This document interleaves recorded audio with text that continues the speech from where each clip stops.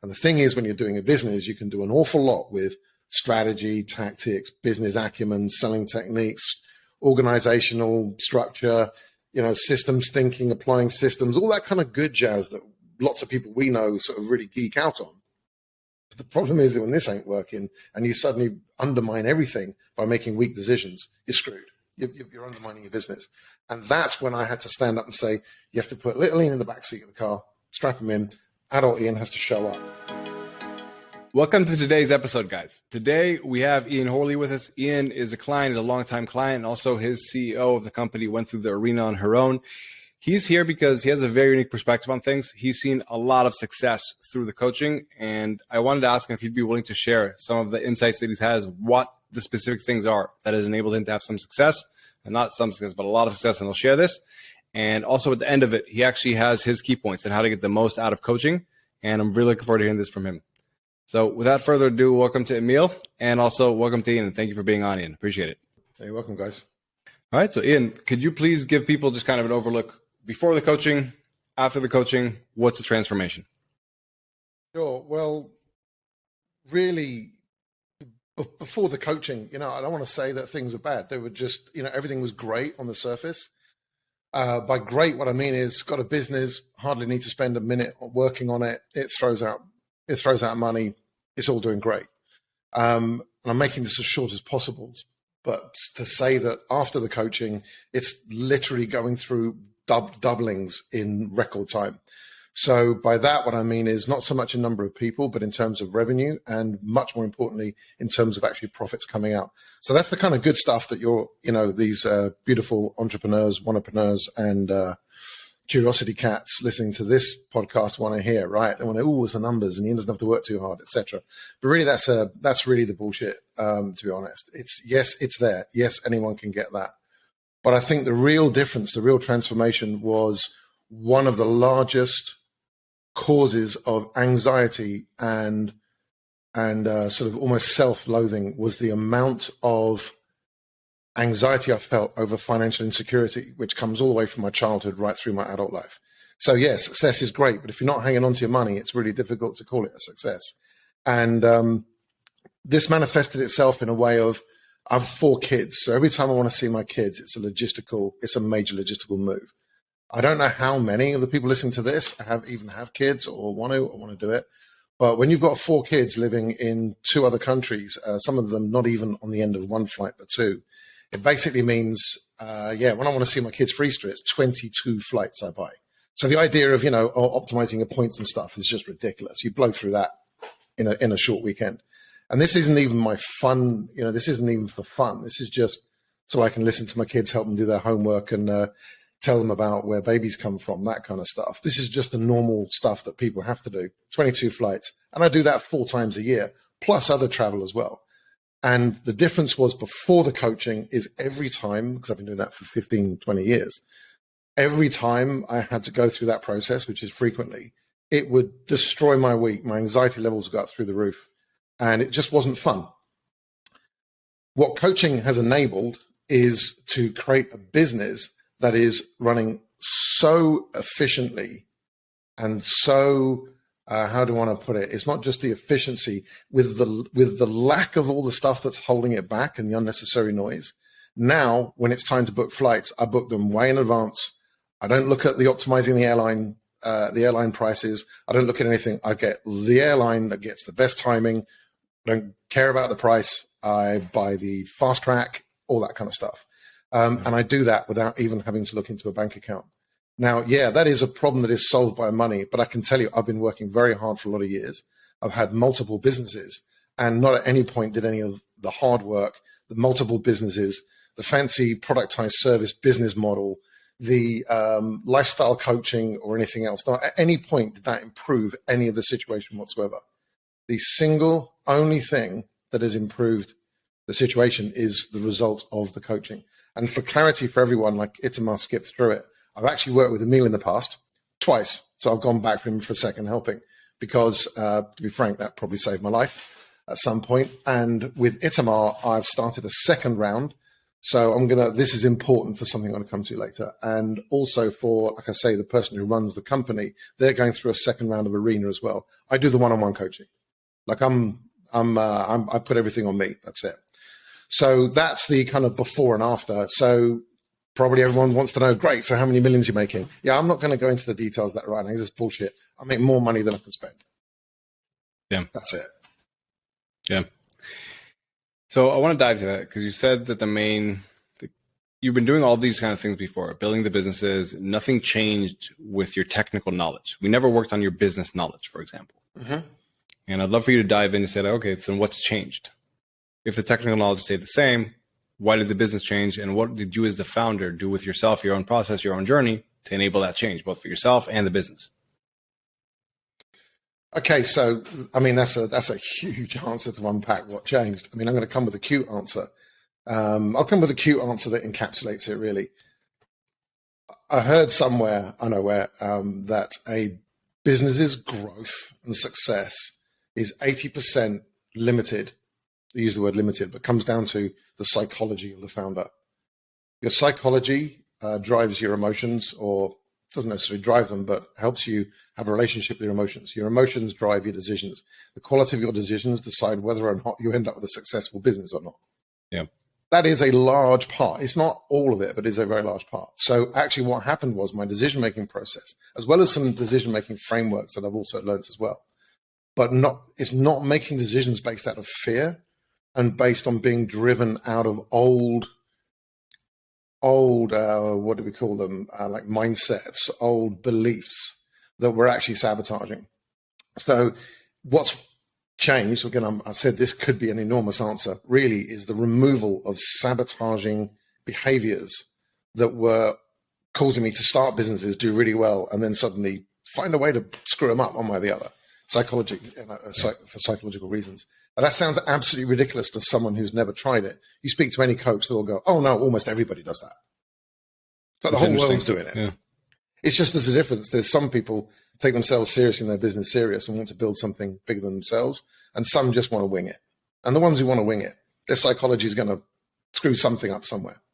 So what changed really was that psychology to not respond to or let fear steer important decisions in the business and make the bold moves. And business is a tough place, man. I've got all the frameworks. I know all the tech.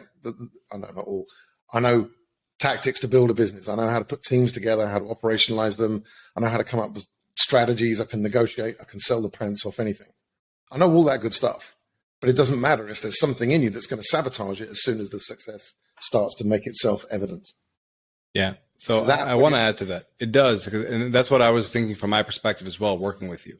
And the way I look at it, a lot of times it's an access issue. Like you've had decades of experience in business. Your business savviness is extremely, extremely high. But the reality is, even if someone has an extremely high business savviness, but their constraint is to access it because of their beliefs, like you said, mindsets, whatever it may be, then it doesn't matter. It's irrelevant almost because they can only get what they can access.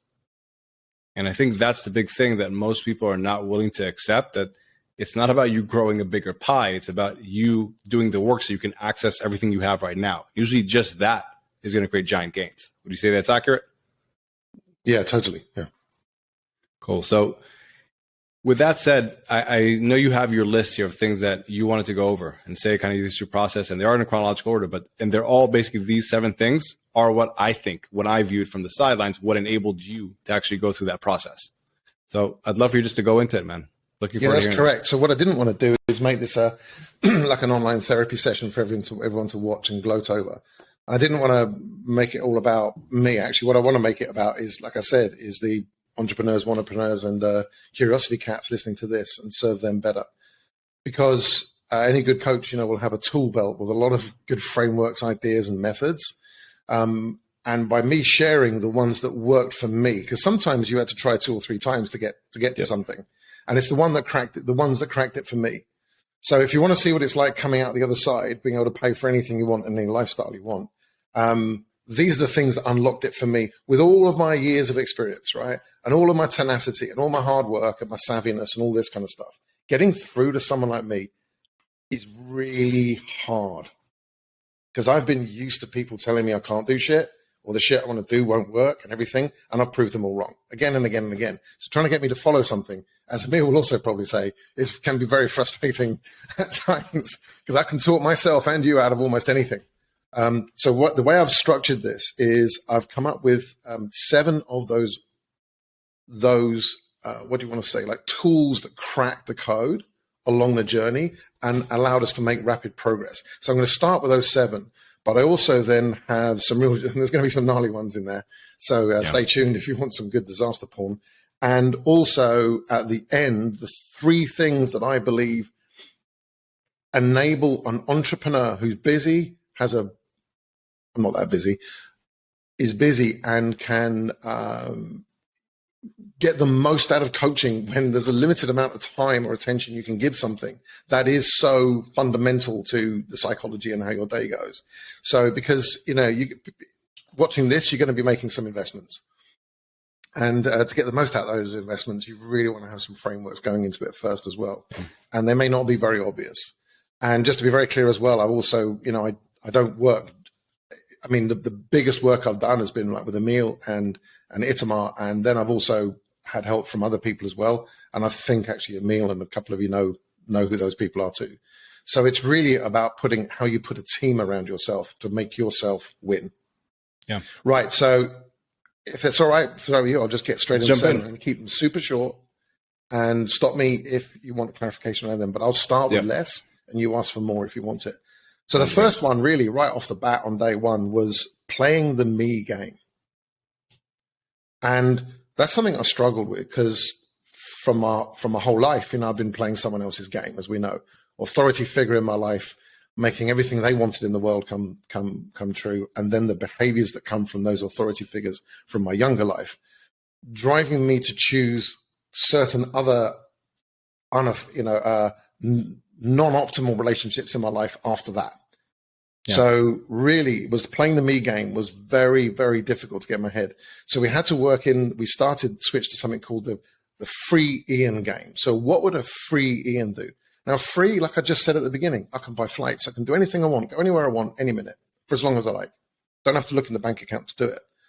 But in my mind, I'm inside a prison. Right? Can I dive in? Yeah, go on then. So there's a difference between freedom to and freedom from. You are free to buy flights, buy cars, whatever it may be. But when we don't have the freedom from certain things in our mind that hold us back, that cause anxiety, these stories we tell ourselves, these figures from our past that still hold over us, we don't have real freedom. It has to be both the freedom to and the freedom from.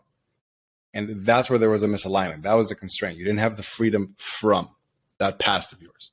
And that's what did enable you to have that free outlook of like, what do I actually want in life? Forget about what I feel I need to do in order to justify this or win this other person's game, but what do I actually want? You weren't free yet to really figure that out and explore it.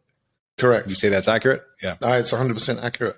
And the funny thing is, we got through, this was the first session on the one-on-ones, not the first, hour, but the first block of time we used. At one point I turned around to you and said, I've just realized something.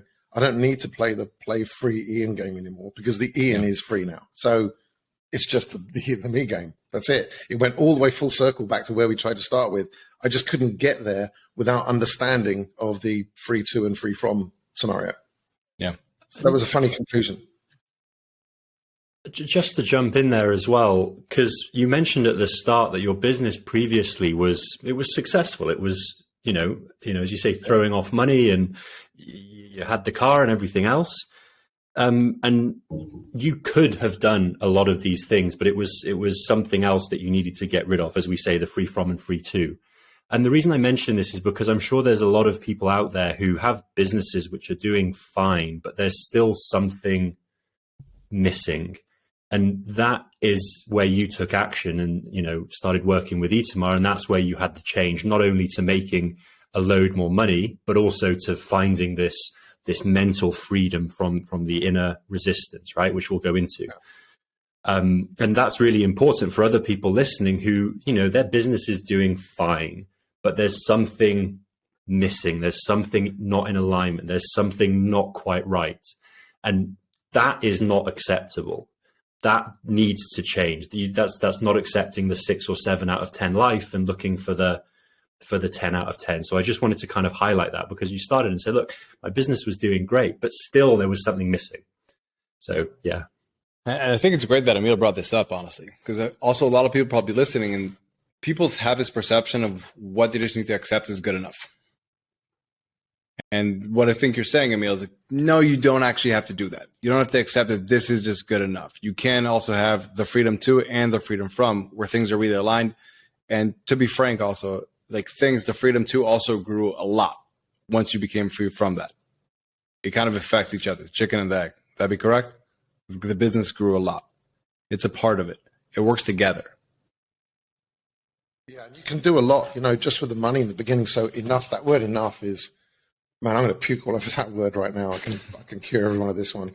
Enough is really good when you're kind of going around hanging out and trying to work out if it's going to be your biggest issue when you're arriving to town is whether you're going to have flip-flops or sneakers with you or whatever the F is going on.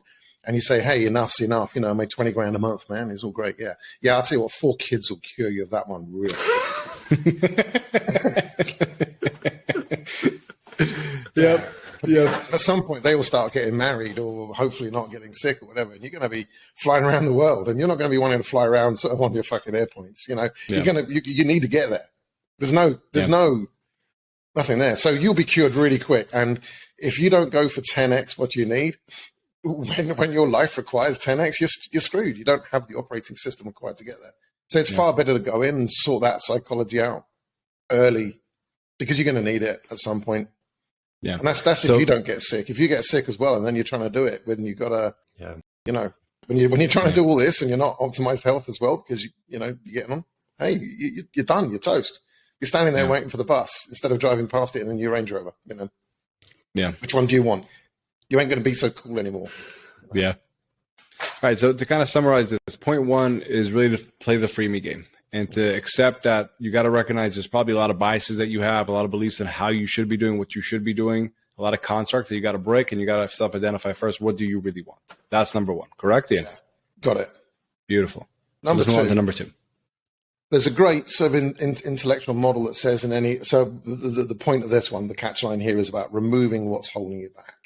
It's removing is the fastest way to growth rather than adding things in there. So that sounds really nice. And then if you look at it another way I've heard it said is in any equilibrium, if you're trying to move forwards, if you need to pull harder against something pulling you back, you have more tension in the system. You need more tension pulling you forwards to overcome the tension back. So the fastest way to make gains is to remove what's holding you back, right? That's all great. I can intellectualize that very easily. I get that. But applying it was really, I've been trying to do it for years. It wasn't really working. And the one little thing that the exercise we did, I think it was probably in about our second hour together, was when you said that the thing holding you back is a belief. So I was always looking for a thing, like a process or a workflow or an automation or a person or a cook or a cleaner or a freaking trainer or whatever the hell it is. Something that you needed to add, basically. Yeah. But actually, everything that was holding back was beliefs. And the wonderful thing about beliefs, once you pointed out what a belief is, and usually, again, they're based around fear normally. I'll let you cover that one. I think you're the expert on this. Once I identified it as a belief, and you said, if it's a belief, a coping mechanism for some kind of trauma or whatever that's happened in your past, if you put that belief in place, you're also free to take it out and replace it with a belief that is effective, which is going to come on to my next point, which I might as well get through to number 2 immediately. Okay. Because what I liked about when you then said, there's no, I may be misquoting you now, but this is how I interpreted it, was it's not so much there's good beliefs and bad beliefs, there's just effective beliefs and non-effective beliefs. And an effective belief means that whatever your outcome is, whichever mountain you're standing on top of and look up and there's an even bigger mountain, doesn't really matter.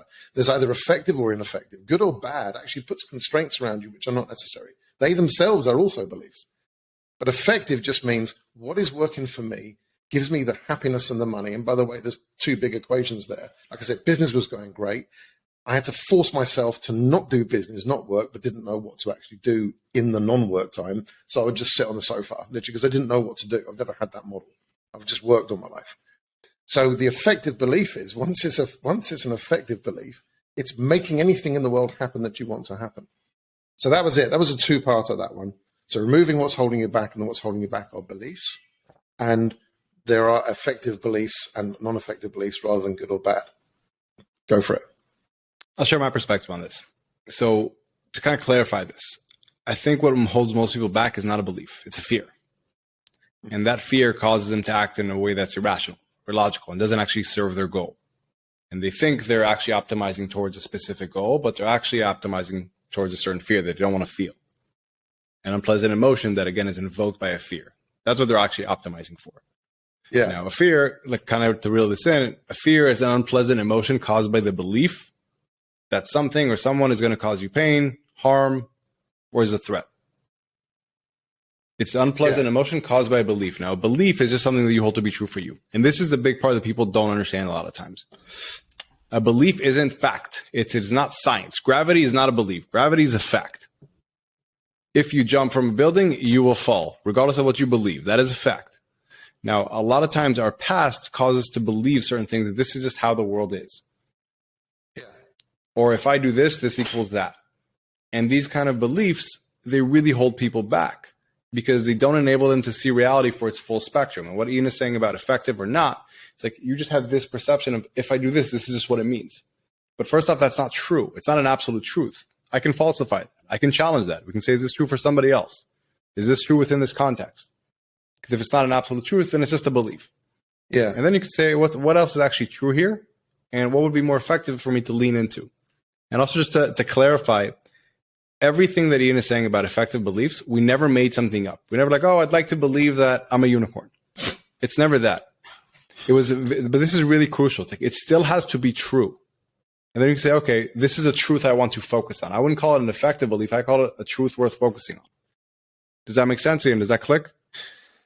Yeah, but I'll tell you what I'm going to do now, right? Just to Go for risk annoying you. I'm going to be the advocate here for the person receiving the coaching, right?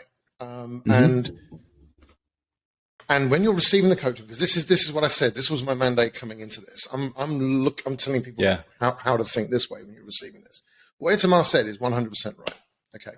The thing is, when you use the word fear, right? Especially wily old people like me, they go, yeah, no, I'm not scared. And then when I am scared, I just overcome it. Done. I use the word fear. And by the way, fear is like running up to the policeman and going, I didn't burn him. Like that. I'm not scared. No. You just told everyone you're scared. So the thing that actually unlocked it for me was using the word belief, because I know a belief is something I have a bit more control over. And that backs you into the whole fear conversation nicely. So the word belief actually, for me, and this is not going to be the same for everybody. Everyone's going to have their own. You're going to do your work with everybody, and it's going to come out a different way. But for me, definitely, until it was identified as a belief I'd put in, so that I knew, which is my relationship to fear, I could change my relationship to fear. When we started at fear, it didn't stink. It just wouldn't go in. Mate. Don't tell me I'm scared. I'll stare anyone down. You guys have met me, right? Yeah. Not really. I don't really have much problem with that. Also, there's the word just. You said just hold to be true for you. And the word just isn't, I don't believe it's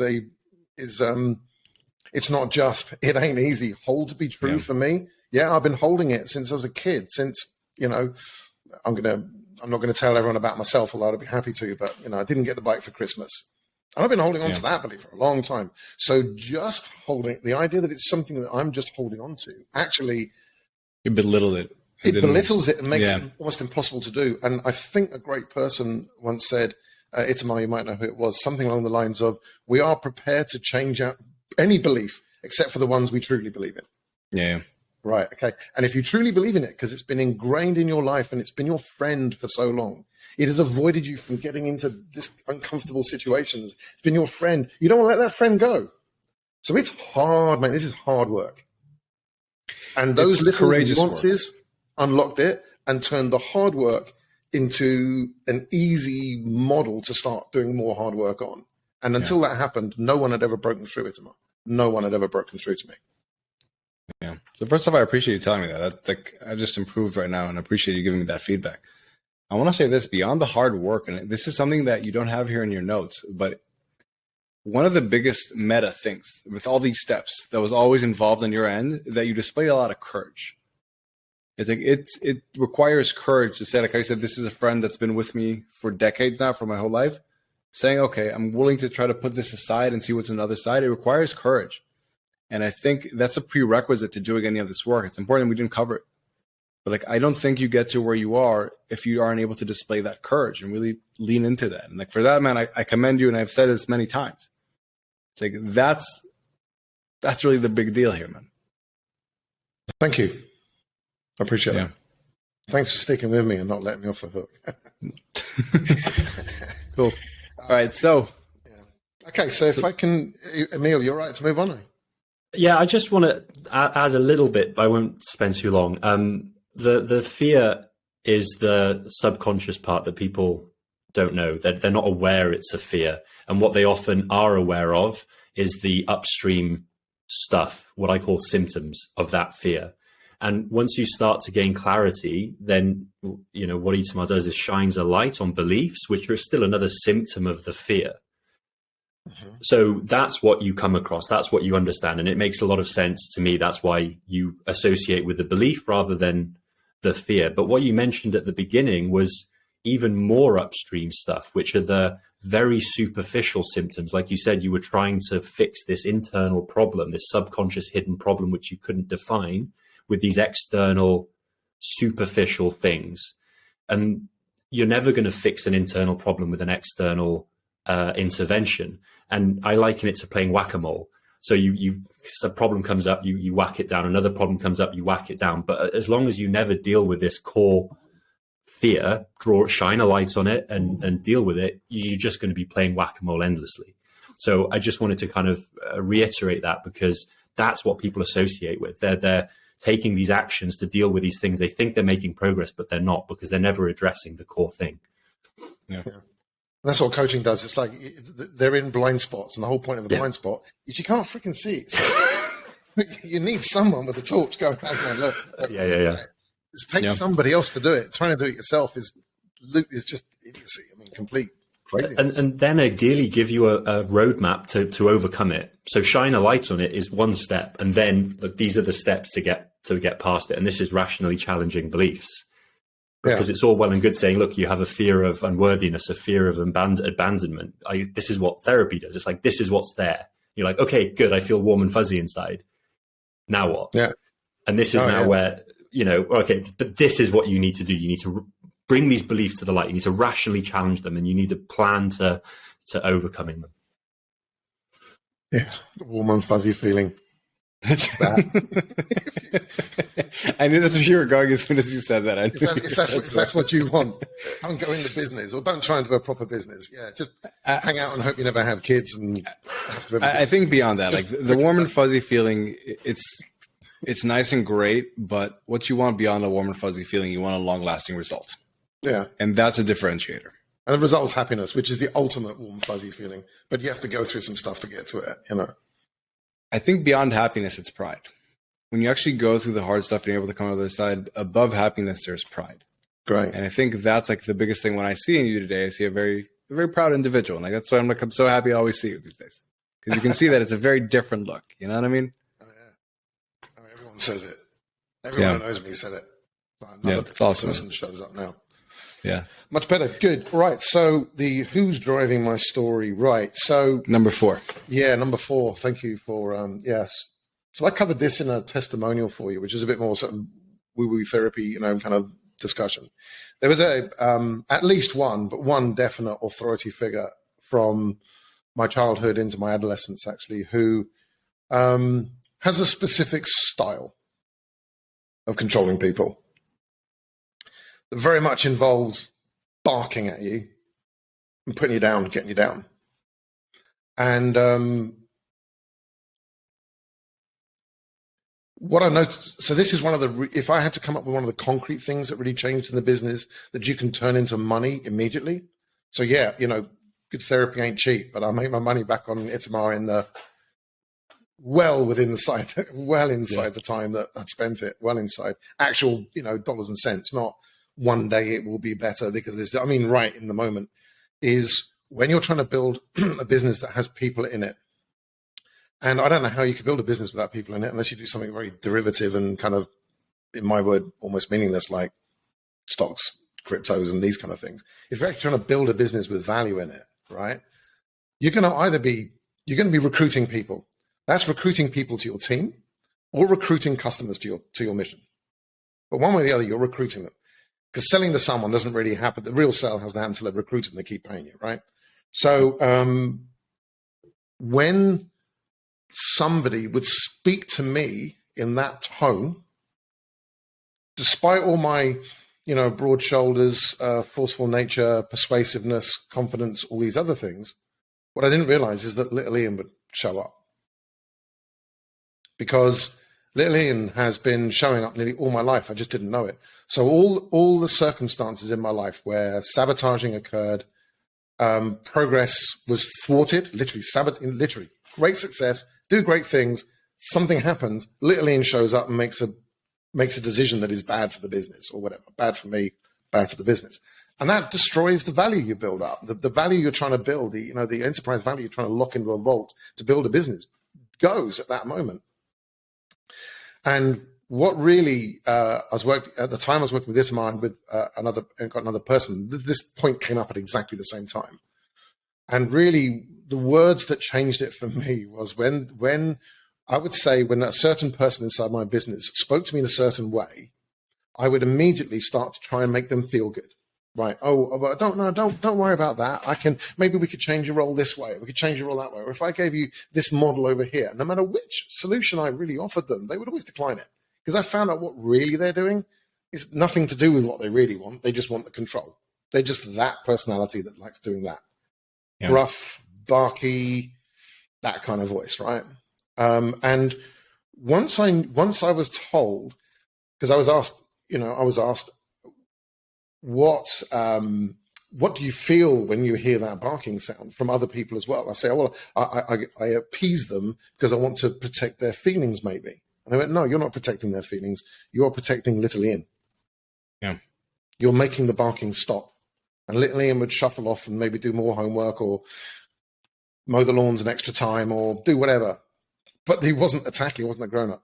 And the thing is, when you're doing a business, you can do an awful lot with strategy, tactics, business acumen, selling techniques, organizational structure, systems thinking, applying systems, all that kind of good jazz that lots of people we know sort of really geek out on.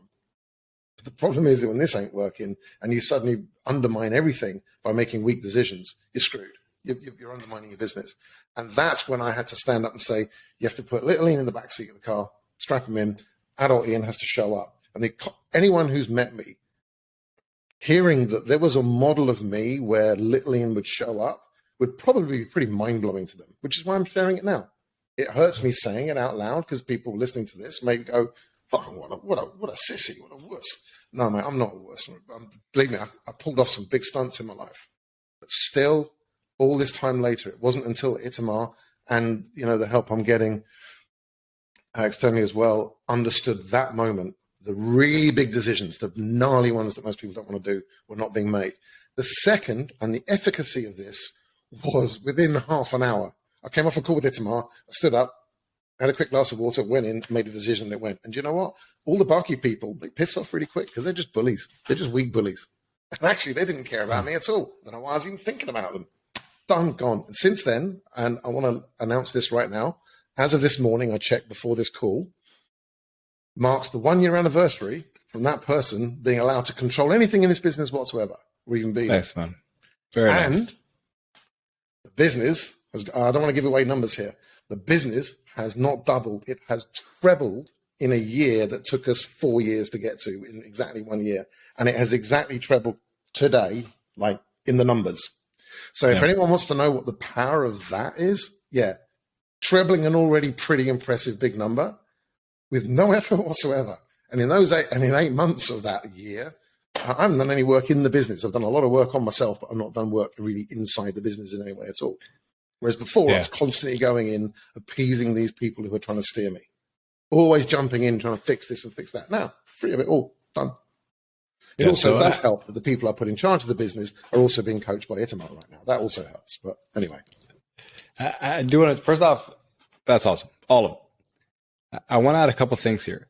The last thing you said, that I haven't worked on the business, I've worked on me. Mm-hmm. It's a paradoxical thing because as the founder, you are the main asset of the business. And that's something that we've spoken about. Like the founder working on himself is him working on the business, especially if you can release a lot of things. And I would hope a lot of more people be able to recognize that and own it. That's one. Another thing you mentioned was that the biggest thing that I took away, that you weren't aware that this was going on. It's not that you were aware this was going on, but we're having a really hard time to deal with it. It's that old quote we keep reverting to, that until you make the unconscious conscious, it directs your life and you'll call it fate. Shedding, like how you said, shedding a light on that blind spot. What was really, really impressive with me when we were going through this is that the moment we shone a light on this and you figured out what was going on, I remember it was tough for you, but like you said, 30 minutes later, you sent me a message, done, he's out. And that's what I was saying a couple of minutes ago. That's the courage part. When you can have both the understanding and the courage to say, oh man, this feels uncomfortable, but I'm going to trust that this is the right thing to do and have the courage to act on it. That's why you get these results, man. And for everyone who's listening, it's a prerequisite. Courage is a prerequisite.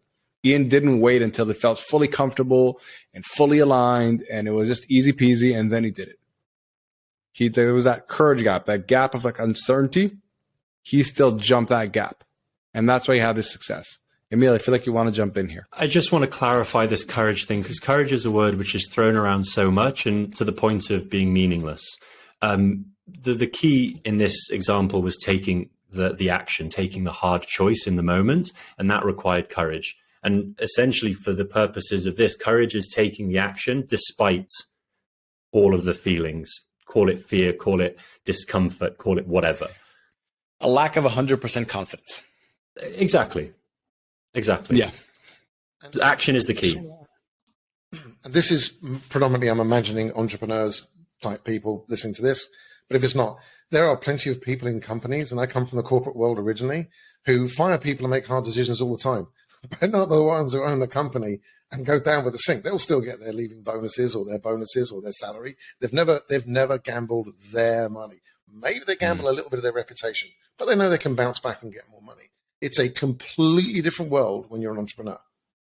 And you feel responsible for the company as well. You're responsible for, the dozens of livelihoods that kind of live on you and your own, it's just totally different. Being in a company where other people pay you and you're standing on top of systems that were built by other people, there's just no comparison. So if anyone's thinking, oh, this should be easy, I do this kind of thing all the time. If you're going, I do this all the time, this is really easy peasy, mate, you are fucking nowhere near the truth at all, period. Yeah, well said. All right, shall we move on to number 5? Yeah, let's go. So this is actually a big one, but it should be hopefully quite a quick one.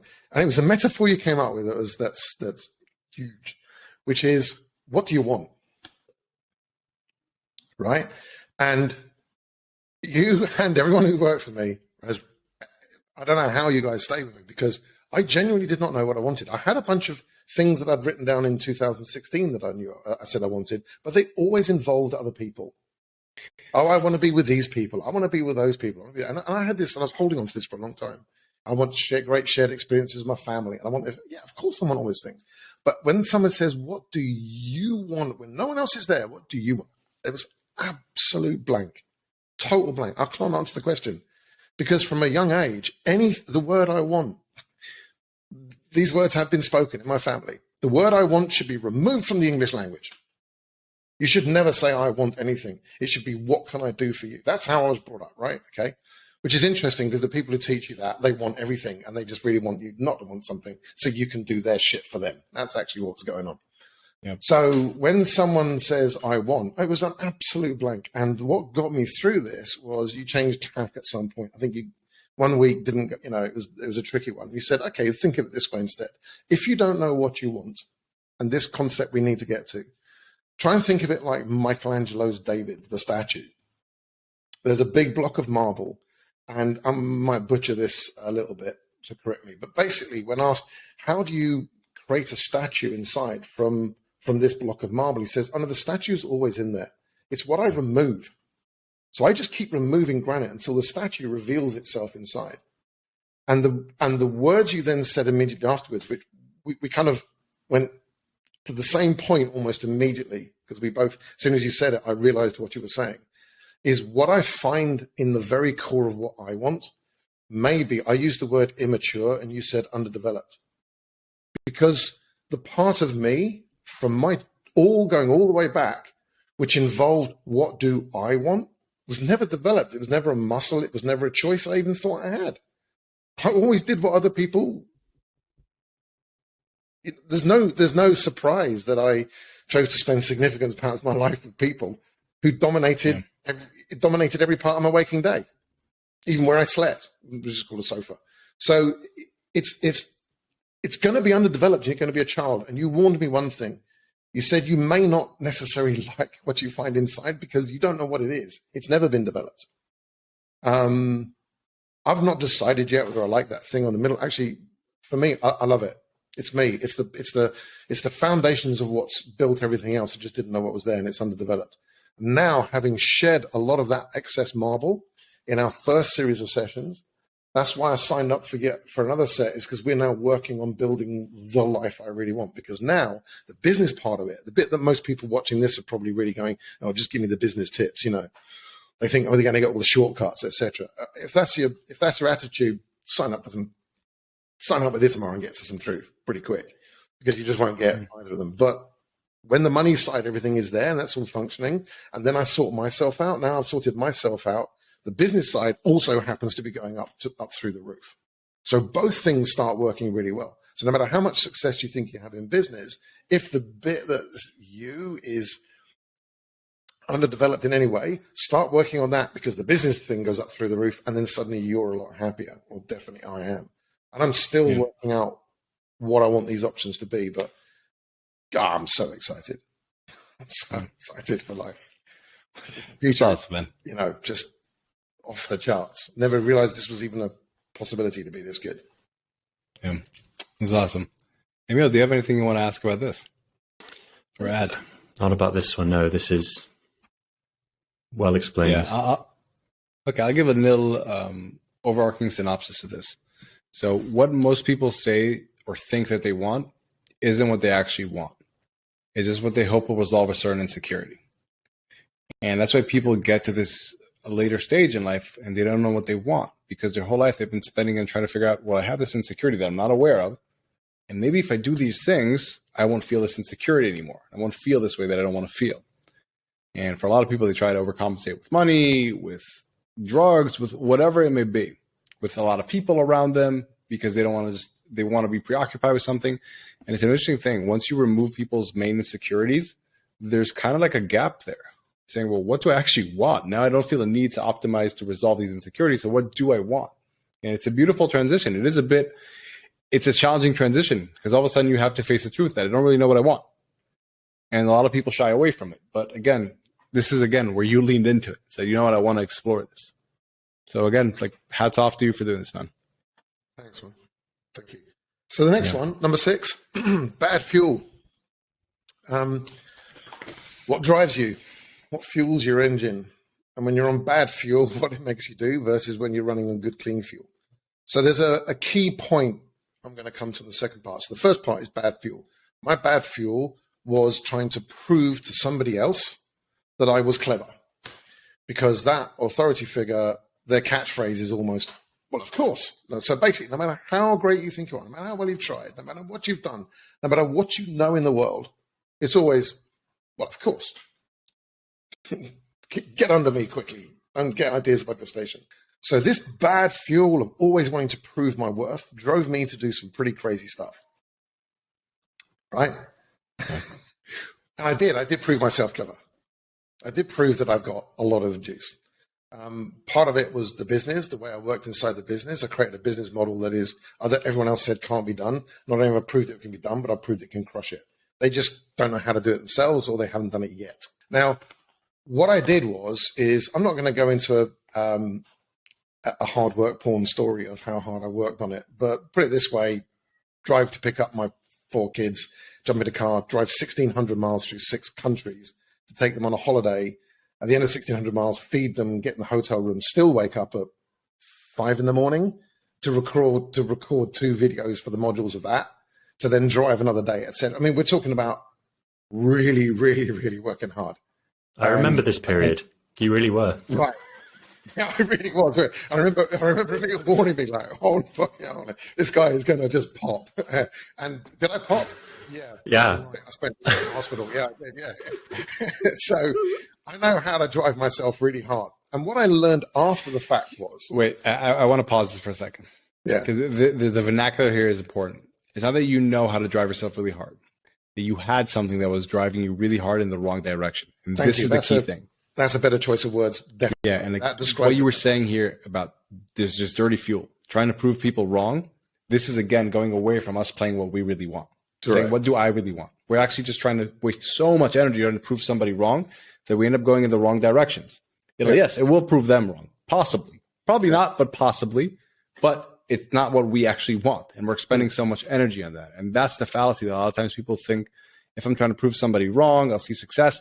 You might succeed in what you're trying to do, but it's not success because it won't give you real happiness and accomplishment, whatever you want to call it. 100% correct. Yeah, you got that better than I did there. So, so just let you know as well, this authority figure happened to see the business model I was building in 2017. So not the online learning program that teaches how I did it, but the actual program. And it was another one of those, well, of course, there's nothing special there. It's just, of course, that's what people do. Oh, yeah. Thank you, man. You can't see it. You just can't see it. That's the difference, right? Anyway, so I've still got another bunch of sessions with Itamar because you can see now that I have finally woken up to what the bad fuel looked like, which is now any frustration I have now is the fact that I ever let any of this stuff get to me. So please, if you're a lot younger than me, and nearly all of you will be, address this earlier than I did. So can I give my honest perspective? Go on then. That course wasn't you. Here's the thing. What you really wanted to get out of that course, what you thought you wanted was to give people a phenomenal tool to build a better life for themselves. And I remember you were talking about this back in the day before we started working together. You were fleshing this idea out. I want to have agency owners be able to live a better life. Mm-hmm. That's what you thought you wanted. The reality is what you truly wanted was to prove that voice wrong, that you could put out something really, really clever and really, really smart and be respected and appreciated. And because that was the actual thing that was driving you, you went beyond what was actually necessary. And that's why people almost got bewildered by like there's so much in the course. Yeah. Would that be accurate? And I think it's so important for people to hear this. A lot of people think that this dirty fuel, the anger, the rage, whatever it may be, it's what's going to lead them to success. It's not. It will lead you to succeed in the wrong avenue. It'll push you really, really hard. It is amazing fuel, but it will probably take you in the wrong direction. Right. And that's the big recognition most people need to have.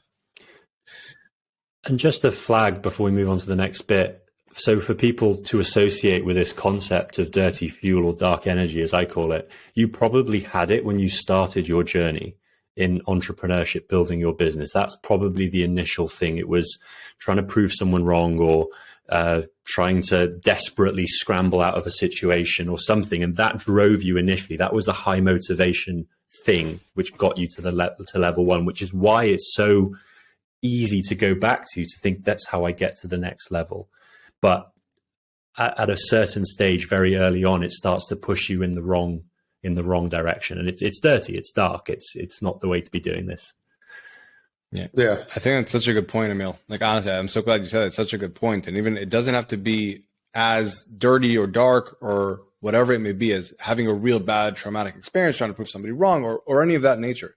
It could literally be that you have to hustle to make some money at first. But again, that mentality of I'm afraid to be broke, that's not going to get you to the next level.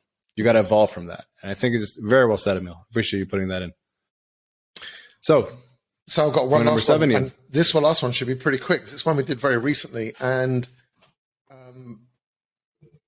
I think from a happiness perspective and a calmness and a removal of anxiety is the biggest effect I've had so far. Or is the biggest, is the most effective tool we've used so far. So is the performance versus pressure curve. And I'm going to let you explain that in a moment. But basically, I'll tell you what problem I was facing. Is having now not worked in the business at all for 8 months, I was beginning to work on what life do I want. So I started trying all these new things, right? Certain types of travel, doing certain things. And some of them I found I didn't really enjoy that much, actually. But I didn't know because I'd never tried them before. So gave a But what you said is, Ian, you're putting the same kind of pressure you put on your business and building that up and that business life. You're now taking that pressure and you're now putting it on yourself trying to build a personal life. And the problem is I'm putting so much pressure on myself now for the personal life that actually I'm not enjoying it and it's having a negative effect. And the day after, within 24 hours of you having said that, I had probably the first day in my entire memory life, a day when I just sat there and enjoyed the day. Didn't think about optimizing anything. Didn't think about tomorrow. Didn't think about, I know where a lot of these anxieties are coming from as well. And I had a really happy day. Actually, it was a holiday here in Portugal. I drove down to a cracking beach, sat there, and when normally you'd